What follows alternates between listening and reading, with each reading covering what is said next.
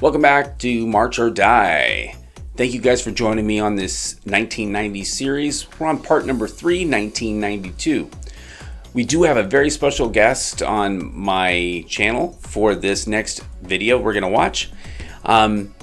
This person has marched many years of drum corps, and he actually marched in this show, and he's going to give us some insight into what it was like being in this group. I'd like you guys to please welcome my special guest, Mr. Stephen Prosser. Stephen, thank you for joining me. Thanks for having me. This is great. So you're going to be seen on my channel, which is March or Die. And thank you for joining me. So first off, I was very much a member of March or Die. So yes, you were. Yeah.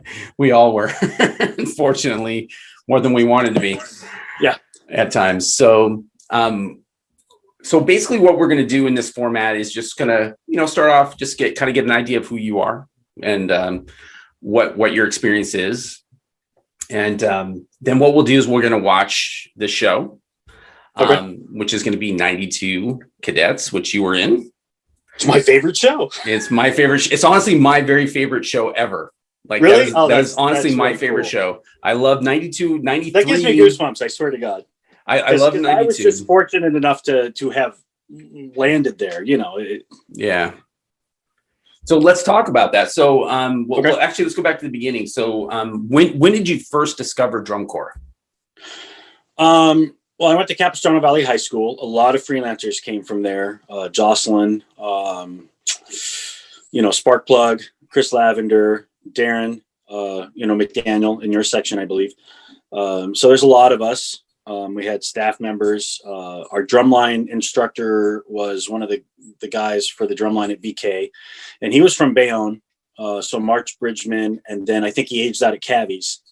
Wow. I'm not sure what year, maybe 84, maybe 85.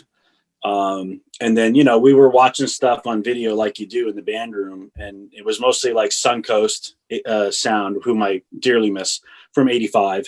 Oh, yeah. Stuff like that. Obviously, Bo was around, who's I consider him my big brother, but he's actually a distant relative. And Bo marched 82 Kingsmen, 83, 84, 85 Freelancers, 86, 87, 88 Blue Devils. So it was like my rookie year was 88.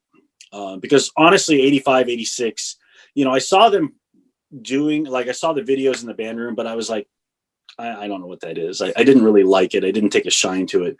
And it wasn't until December 87 when Sparkplug just drug my butt to the Freelancer camp. You remember the ice camp of December 87 up at Oak Hills, whatever, I don't remember, Sacramento, and it was sleeting and we were freezing, and we did the swimming pool exercise by that frozen pool over and over with Richie Hodge or whatever, and I didn't play brass, so I had learned clarinet, bass clarinet, and then alto sax, bari sax for jazz.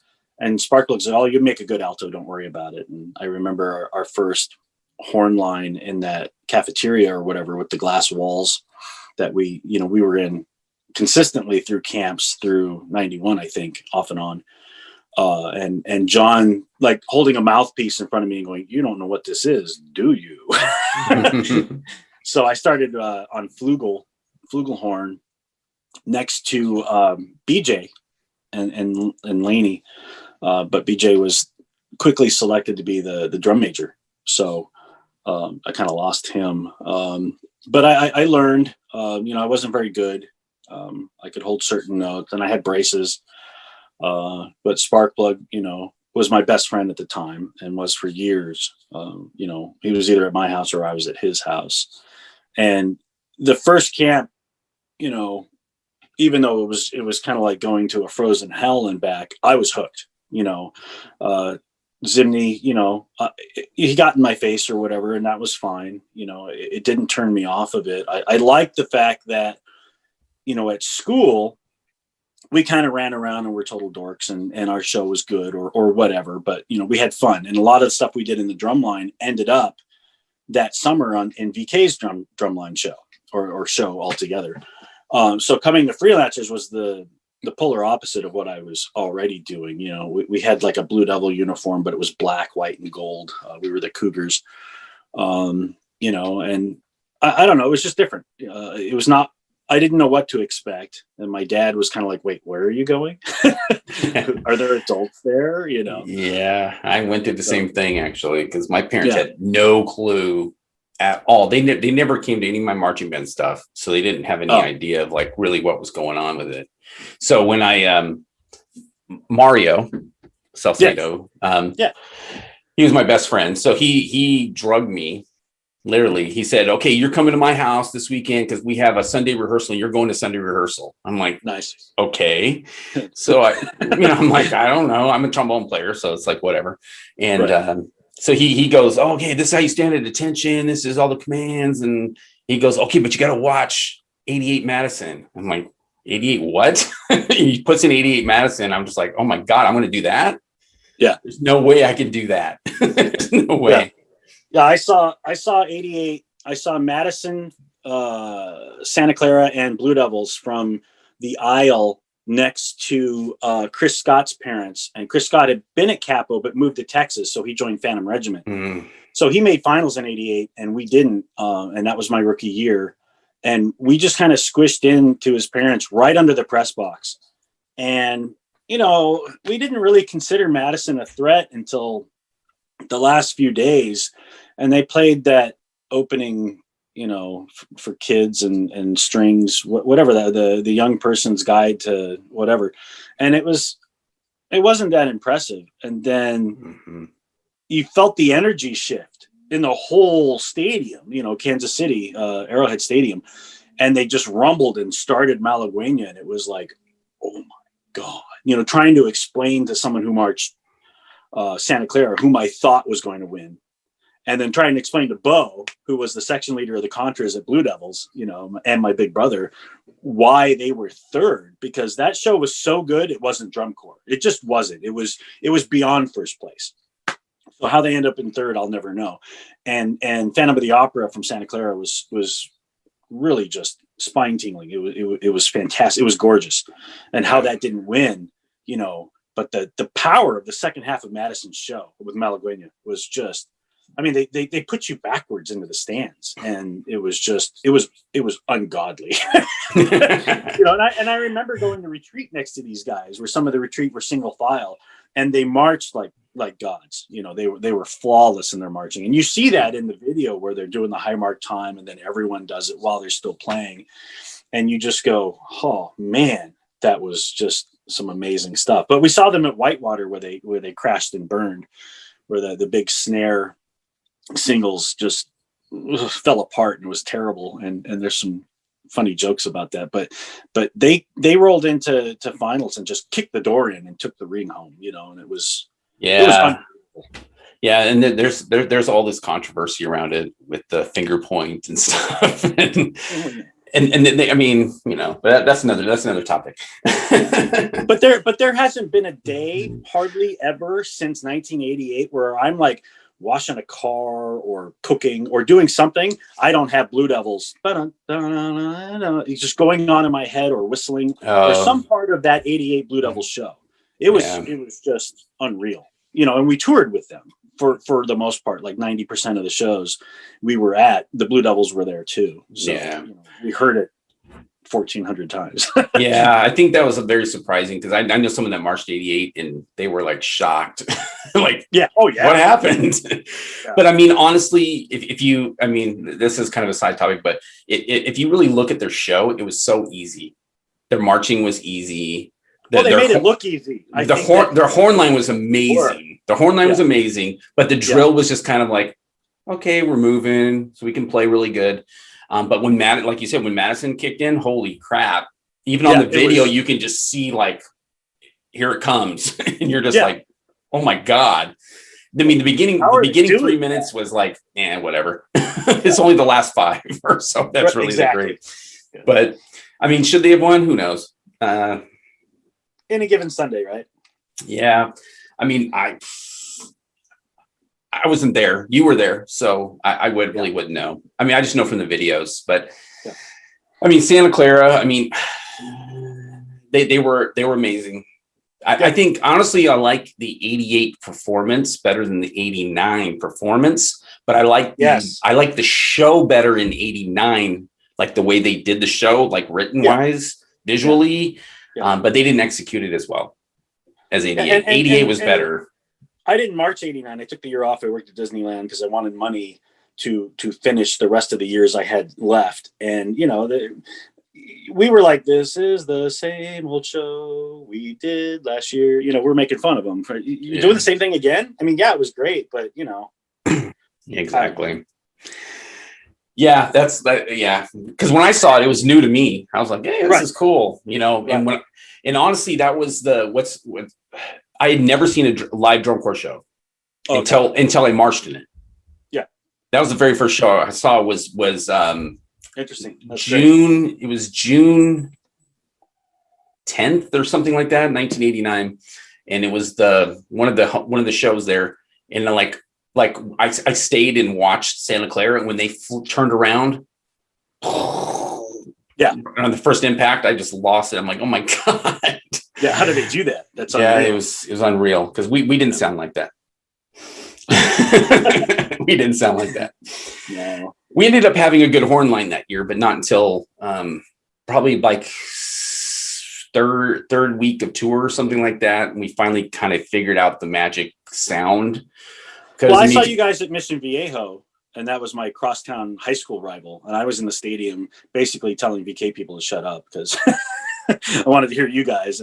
And Sparky and I and whoever else was there, we were going nuts, you know, for that show because it was a great show. I mean, I loved 89's show. It was great. I couldn't be there, and I took a lot of flack for that. But you know, you can only do what you can do. Yeah, you can only do what you can do. I mean, I wanted to take off 92. I was because I marched 89 through 93. So I was actually going to take off 92 because I was like, I'm poor. I need a job. Right. I need a job. But I somehow figured it out, and I was like, I'm just going to keep marching because in my head it was like I only have until I'm 21, and then that's it. Right. So I've got to just do it in all the way through, even if I got to push myself, because I knew that's the only opportunity I was going to ever get. So, right. But that's just so. Whoa, I'm going out of focus. I'm like, because my camera's autofocusing on me. So you took off. What year was that again? 92, 89. So you took off 89, and then we marched together 90, 91. Correct. And then you left. I was gone. I was a ghost. Yeah, you were a ghost. And then because I remember I was not appreciative of some of a lot of the things that happened the 91 season, especially on tour. Neither was Sparkplug. I don't want to speak for him, but you know, he's older than I am, but his birthday is in September, so he could have marched 92 and just so for someone like him to not return, I think says a lot, you know, about some of the stuff that we encountered. And, you know, it was not everyone. And I think there's some people who didn't understand maybe, but I think the people who marched, you know, very near me got it. So I was not coming back for 92. How'd you end up at Cadets? I had let, you know, the powers that be know at SAC that I was not going to return. And I had my feelings about that. And, you know, to me, not aging out was, you know, a travesty, or however you want to put that. And then I was picked by my band director at college as one of the two people he sent and could send to the CBDNA festival in Reno, the College Band Directors National Association. Yeah. Keynote speaker that year was David Holsinger. UNR, which I think several freelancers were in, and Bo was in as well, was actually unveiling the world premiere of To Tame the Perilous Skies that year because Holsinger was there. I bumped into Holsinger at the festival, and he gave me his phone number and said, "Hey, call me Dave." And I was just like, "Wow, that's crazy. That is totally crazy." Yeah, it's just not something you expect. And he's a great guy, and you know. And, you know, we lost Bernstein and we lost Copeland. And to me, he is the American composer now, you know, and was at that point, too. So I watched Perilous Skies in the auditorium.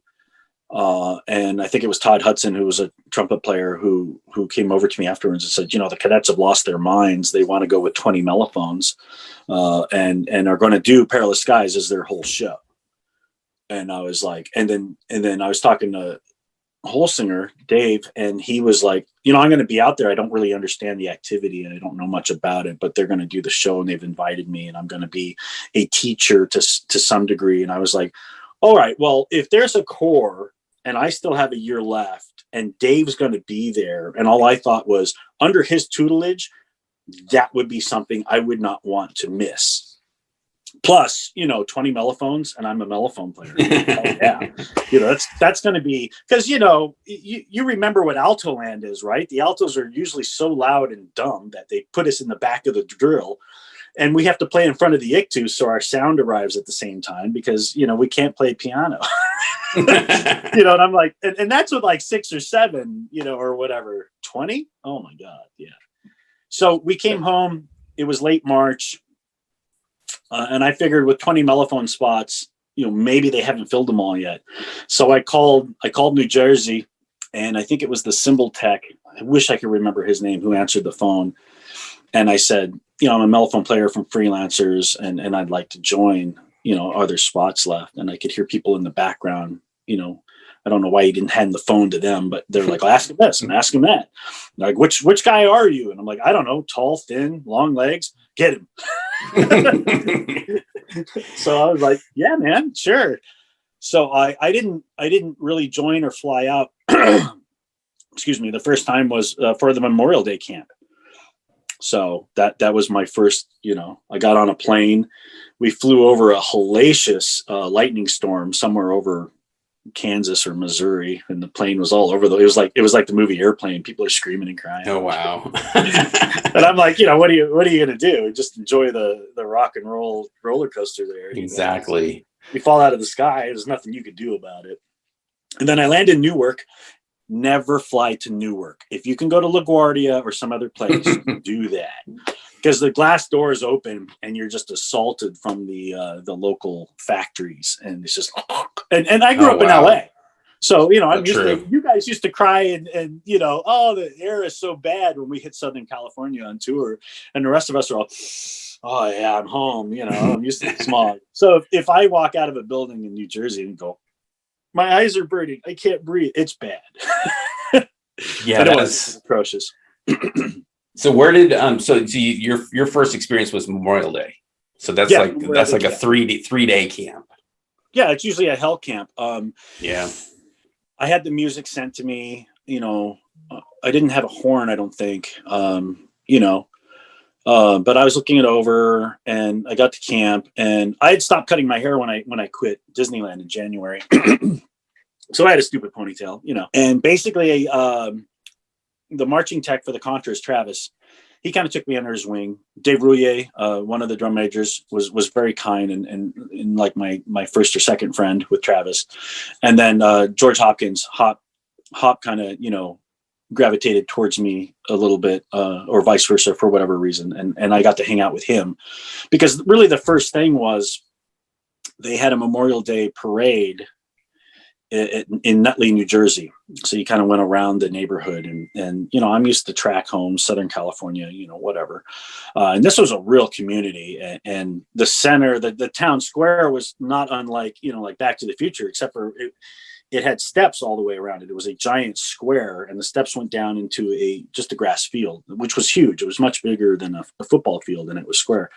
And so all the parade units, like the Green Berets who marched and the different marching bands, they all went down into that, like a giant parade block. But, and all I did was run, because I had marched and I knew how to do that. I ran backwards through the ranks with soccer squirt bottles full of ice and water. And just while they played, because it was like, 100 degrees that day, and I was squirting water in people's mouths. So they didn't know I was there to march. I mean, the staff did, some people did, but the core members themselves, they thought I was some weird dude from California that might be there to help them march better, which is, stupid to say.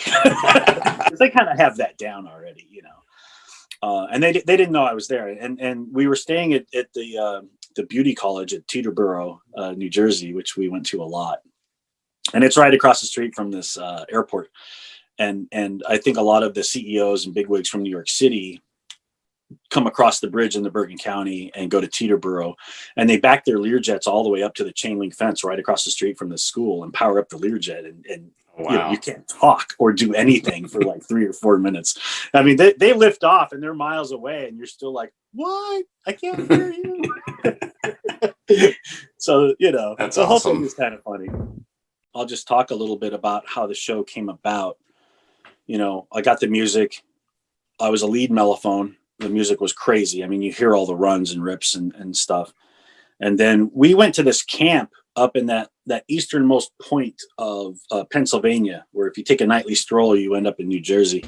And it was like the camp from Friday the 13th. It was called Camp Lake Greeley or Greeley Lake Camp or something. It was Greeley, Pennsylvania, and there was a lake and clapboard cabins, and they had a field that we lined.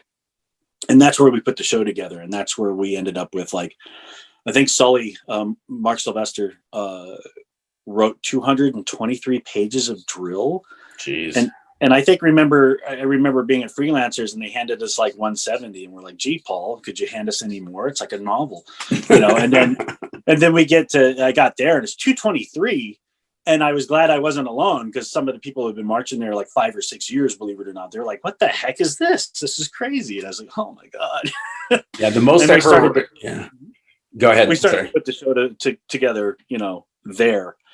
And it was a killer show. We lost people daily to paramedics, ambulances, whatever. And some of them we never saw again. Some of them are from my section. And it was like, hey, what happened to that guy? And we were so bombarded with music and drill and information that we just kind of moved on. And it's sad to think about it, but some of these people never came back. They were exhausted or injured or whatever, because that show was crazy, especially at the beginning. We refined it.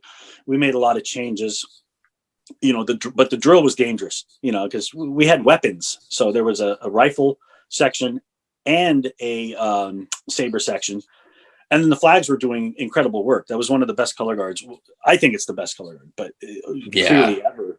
And they were doing crazy stuff. And we just did pass through after pass through. Like you would go, the mellows would go through the sops, and then the baritones would come from over here and we go back through them. And and the color guard was going through with work. And, it was deadly. I mean, I didn't see a judge on the field with us until finals. Well, they would be stupid to get on the field. There wasn't a safe, square yard that we didn't run through. So before we go any further, I kind of want to watch the show. And then hopefully, if I do this right, I'm going to, hopefully we'll be able to see each other and see the video at the same time. I'm hoping. All right.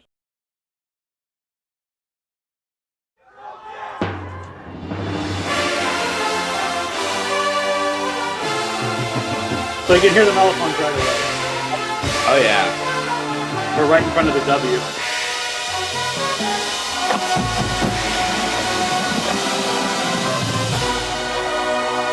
I think 3 or 4 of us hit that D at the high note for us. Yeah, I mean, this is mellophone heaven, man. Yeah. There ended up being 14 of us, so. 14? Yeah. Wow, that's still a lot.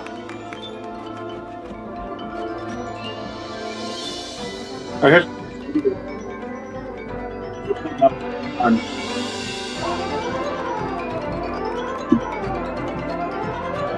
Right up.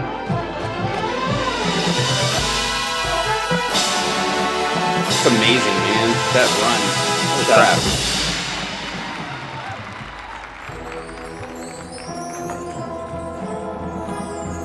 All right, screen for a second.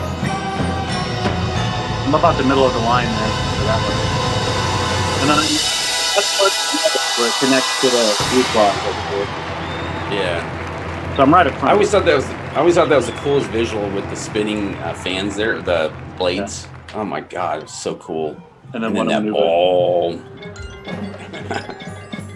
And then Davis looked at me laughing because I just told him the story a week before. So that's what's going on right there. He's looking right at me laughing, and I'm running backwards. because it was so loud. Thanks, Ogre, and all you guys.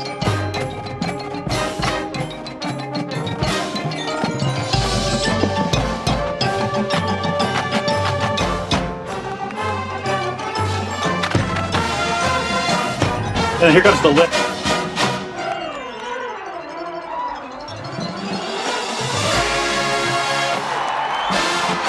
Man. I think that was I did all of that class. So amazing. I got to play the entire thing. So.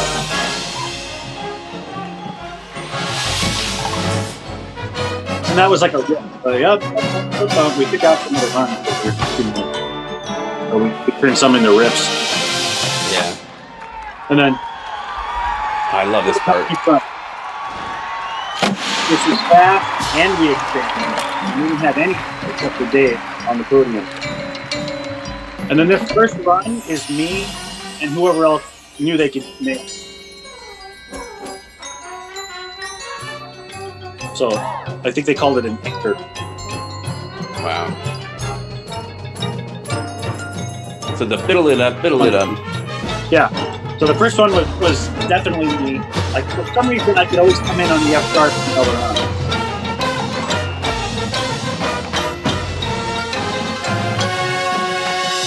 Hi Amy O'Connell.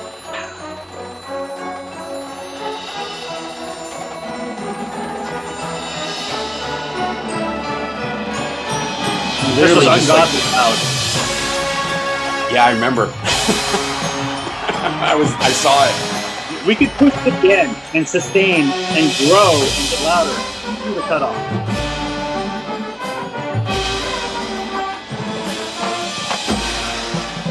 That's the only melody of the whole show.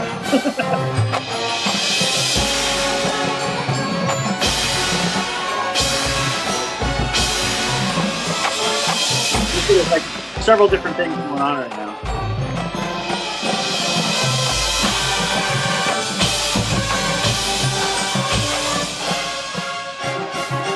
And we're just all maps the entire time.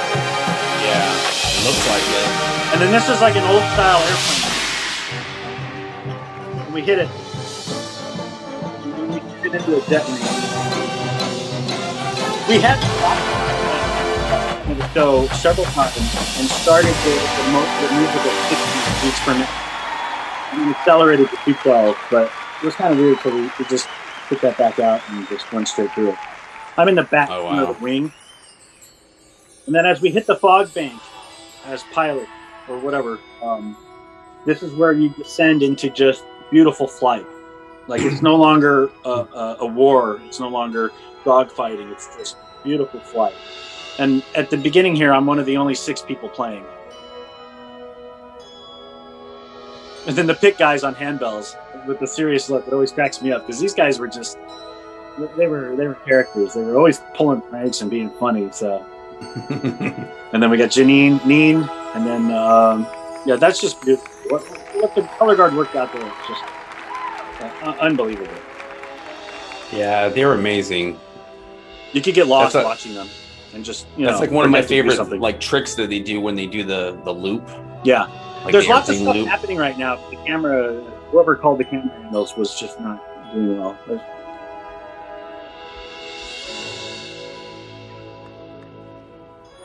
And then the slow marching, and then we start to accelerate again. And then we sang Maria right here during singing run-throughs. Maria, and also I didn't even do that. It's cool. And then this was loud. Push.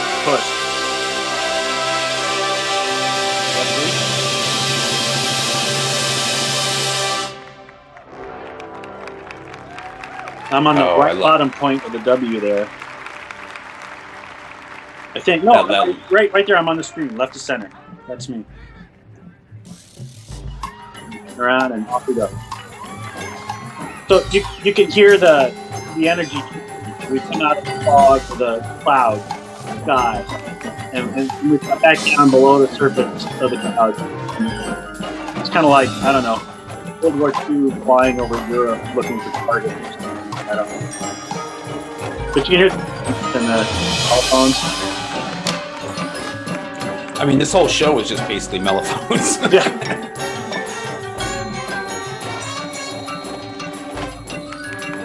And play syncopate to the Sopranos. It's my favorite part right here.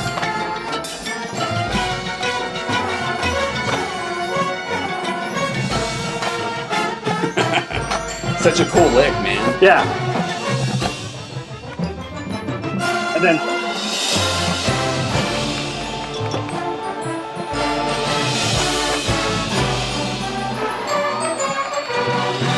here comes the drums. How about the bigger magnet shaders everywhere. All coming around. They became one with them, so. We have some dissonance here. We actually with the pianos here.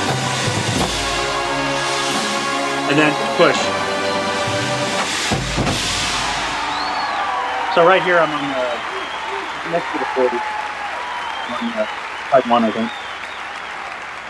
And you can see we're already tired. I mean, good God. Well, yeah. So here comes the dog.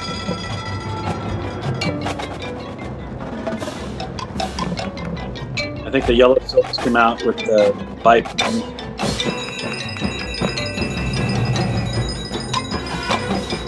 And you can hear the soprano on top of it. So you got airplanes going by with the sopranos, and you got us roll.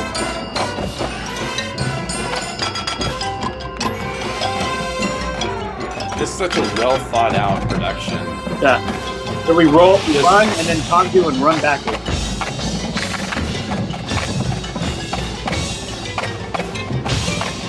So I'm in the very back of the field, corner. And then they threw these flags for dozens of yards. It was unbelievable. Wow. Yeah, flag exchange. And then, so here's what I think the fun to do. Yeah, they're. And then it's like one of our only breathers in the show. The brass is still going. Connect to us. Restart moving. Now we're playing. It's just soft.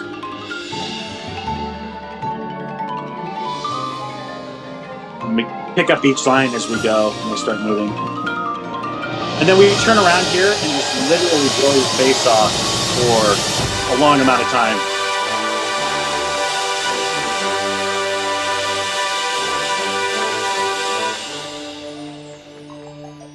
And then the runs. This is the big push, but the whole show was loud, so we took it down.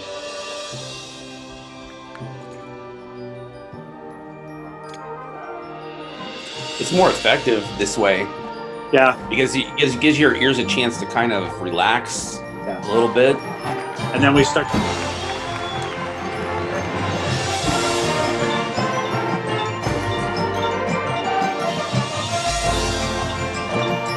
And we're actually in chorus, picking up the register.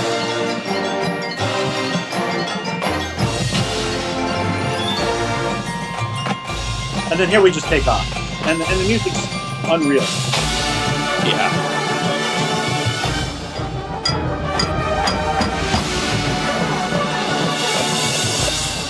I mean, that first note is an E or a B flat. You're playing both. And then this. Unreal. And then we go into the line board from Linwood. Yeah, I remember that. And then it's just all ass. It's a scattered drill. One guy goes all the way around the drum line. You see him running to the right. Yeah, I saw him out in the 40. And then and then we're just calling that. Like the only time much time for that ever do.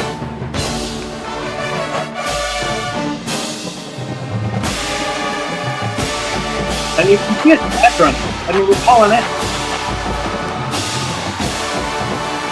And then you hear it. Crazy, man. That was crazy. Every time I watch that show, I'm just kind of like amazed at like all the runs, just the constant runs, bloop, bloop, bloop, just all over the place. It's mainly in the sopranos and mellophones that I'm hearing it. The low brass, I mean, they're really not that prominent, except on the boom parts, the more quieter parts, which I they guess did a is lot of intentional. support work. Yeah, which I mean I remember I actually seen the score for it's a Tame the Perilous guys, and it's written that way. It's like heavy on the horn, heavy on the trumpet. The low brass is like the supporting end of it, I guess. Yeah. So I mean, they did a great job. They did a great job supporting us, and I mean, we couldn't have done it. It was one of those things where if we had lost even a part of any of the bricks in the structure, we would have fallen.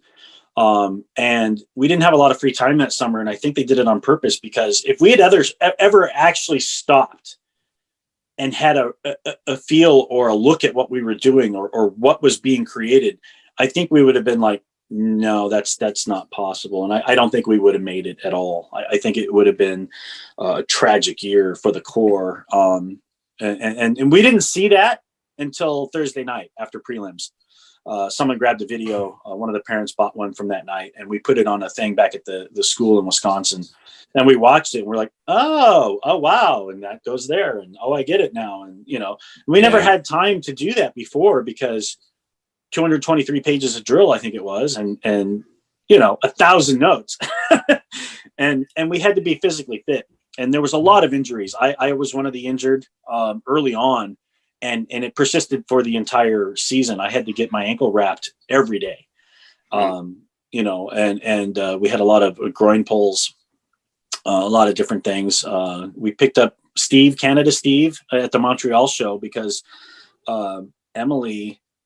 Emma from Mississippi had a really bad groin pull, and she only marched the first half of the show and then went into the pit, and he actually came out and took her spot to the end. Oh, wow. And I don't know how much music he learned in that time, if any, because he was just trying to learn that drill from the Montreal show forward. And then that's not a lot of time. So he did a fantastic job stepping in, it was a crazy show. It was just crazy. The first time at that camp in Greeley where we learned, because I remember one of the bugle sergeants, I think he was a baritone, he was kind of like, wait a minute, the music does not line up with the drill here. What are we doing? And it was Sully or maybe Coach Roach, Joe Roach, or maybe Hop, who said, oh, this is silent. And I remember staring at the stuff on the field and going, this is a silent company front. So are we going to have percussion or something? They're like, no, just keep your feet moving, just watch Dave. So you can see us holding our horns, and the mellophone's got that bell. So good luck seeing anything. You can see us just like our eyes are as big as possible, looking, over what was my left at the time, watching Dave Rouillier's hands, and we were running forward, and the line was expanding almost goal line to goal line. Yeah. At the same time. And, there was a couple of times where, people fell or whatever. And it was just like, and the whole first part of the tour, which I remember very well. And I remember our shirts, the tour shirt that had all the dates we were going to be wearing, was totally wrong. And if you look back through Drum Corps scores online, none of our first shows are on there. We don't show up until I forget what show it is, to be honest with you. We had lots of shows before that. I remember marching in shows going, dude, the Freelancers are still at 10 to 10s. They haven't hit a show yet. I know that, because, the years prior, there's a lot of really early shows in New England. And they didn't cut the damn grass. It was tall. And it's hot during the day, but then it cools off really quick. So the grass is dewy. So here we are in the first version of that show, running in this tall, wet grass. And, every night I would hear someone go down, and I could hear the dominoes coming, just thump, thump, thump, thump, and going, while I was playing and marching, oh God, I hope it doesn't get to me. One night, the shortest of the mellophone players, who had been there for years, we called her Little Mac, but Christine McIntosh, she went down and slid right under like one of the xylophones, just right off the field. Wow. I remember seeing that out of the corner of my eye going, holy crap, and I think the person two next to me went down as part of that, but not me, thank God. So, I remember seeing into the stands, which are close in some high schools, and seeing people's eyes just get super big, and it's like, holy crap. And like I said, we turned a lot of those runs into rips over time, so they were all runs at once, and you could see a lot of alto players sitting in the stands just going, oh my god. And we're running, and the show was crazy, and the first several shows, there wasn't a whole lot of applause when we ended where we ended, because we didn't have the ending for a long time. There was just like, what? And we didn't know, is that good? Did they hate it? Is it that bad? Because we know it's bad, because the show had us until the last few days. We did not perform that show. It kicked us. And then there was kind of a like, wow. And then as we left the field, it kind of grew, until there was kind of, quite a roar, because at least they could see what we were trying to do. And then we would head to the buses, and there'd be lots of people going, that was unreal. And we were like, yeah, I need to sit down. The first time we did the show in uniform is for alumni of the cadets. And we pick an out of the way college somewhere and kind of hide, I guess. I don't know if that's on purpose or not. But we did up to section 6, which is the section you like. And I swear to God, I was on a hash on a yard line where we ended section 5 or 6, and that's all we had drill and music that was presentable at that point, and had to some degree or other. And I remember it was late afternoon, the sun was setting, but it was still warm, and I got to that spot and we put our horns down the way we did, and I swear to God, I didn't know if I was going to piss myself, faint, or just die, because I was spent. I was just done. And I remember the people around me going, you all right? No. Are you all right? No. Because the show was hard. It was that hard. It took everything you had. And then to realize there's still like a couple of minutes or a minute and a half of the show that we have to put on, it was like, no. Wow. Yeah, that was like because I'm a drill writer, so yeah, that's one of the shows that I would look at a lot for, not inspiration, but kind of just get some creative juices flowing, and just there's so many micro movements. Like you'll have a pass through, and then they'll rotate it, and then they'll go down and then go through another group, and then they'll rotate that, and then they'll separate and they'll come together. It's just like all this constant. And that was really the first time I can really think of in drum corps that they really had that kind of motion, the micro motion. Because before that, it was just more, even in Freelancers, we just did like 16 count move, and then we're going to do a pass through, and then maybe we'll break the lines in half, but we didn't have all those micro movements. No, we were in constant motion. I think there's one part of the show where you can see, and I think they're all sopranos, but the sopranos do a pass through themselves. And as this line emerges forward, they go this way, and everyone they just pass through follows them around the corner. So it's like a pass through and then follow the leader, and there's no break. There's no stoppage. Yeah. There's just, there was, sopranos would go by me, and then they would jink it to the right backwards, hauling ass. And then euphoniums would go by me from back to front. It was just like, you felt kind of like a cat in a room full of rocking chairs, really. There was just constant stuff happening, and you were like, oh my God, please don't hit me. And then you got Sylvester, who did the drill, who really outdid himself. It was phenomenal. Even just looking at the static pages, you were like, that's cool. I'm not sure exactly but wow. And then he'd be up in the scaffold or up in the stands. And, he's from Revere, Massachusetts, right part of the Boston greater area. And his accent was so thick, and he'd be yelling something. And I'd be like, I have no idea what that duck is saying, he'd just be like, well, what are you doing down there? You got to go this way and watch for that. And he would just, growl something. And he was yelling at me once because a rifle went by me, and I put my horn down, and because, I would have lost my head at rehearsal.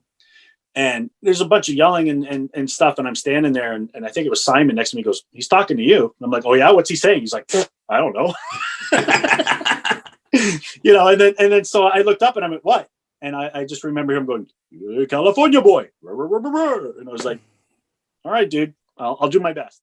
Thank you for watching, but wait, there's more. There's going to be a part number 2 to this specific video, 1992. So please be looking for that in the next day or two.